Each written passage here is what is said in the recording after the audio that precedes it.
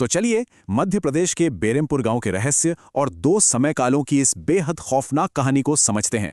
बम बम बश। जंगल में गूंजता ये भयानक मंत्र, सच में ये किसी की निश्चित मौत का खौफनाक संकेत है। इन्हें निशिर-मोलो कहते हैं।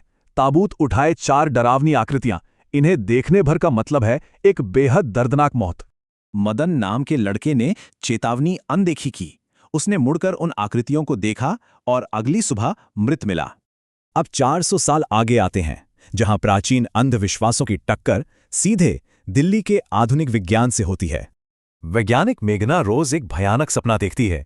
एक विशाल पक्षी उसे हरे तरल वाले पेड़ की तरफ खदेड़ता है। तभी इशिता को प्राचीन किताब में मृत्युंजय अमृत का जिक्र मिलता है। ये बिल्कुल मेघना के सपने जैसा ही था। सच जानने के लिए दोनों लैब प्रोजेक्ट रोककर 5 घंटे का सफर तय करके सीधा बैरमपुर गांव पहुंच जाती हैं। उनका गांव आना कोई आम बात नहीं थी। ये सीधे आधुनिक विज्ञान और प्राचीन खौफ के टकराने का पल था। पहुंचते ही अजीब संकेत मिलने लगे। अचानक बर्फीली आंधी आ गई और मुखिया के घर के पवित्र दीपक बुझ गए। स्थानीय पुजारी को तुरंत आभास हो गया कि कोई बेहद प्राचीन और भयानक काली शक्ति अब जाग उठी है। वे अनुज को राजा सूरजभान के 400 साल पुराने रहस्यमयी खंडहर महल में जाने के लिए मना लेती हैं। आधी रात को वे खंडहर में घुसते हैं। हैरानी की बात है, मेघना को वहां का कोना कोना जाना पहचाना लगता है। ठीक उसी वक्त सदियों की नींद से निशिर-मोलो जाग उठते हैं और वो खौफनाक मंत्र दोबारा गूंजने लगता है।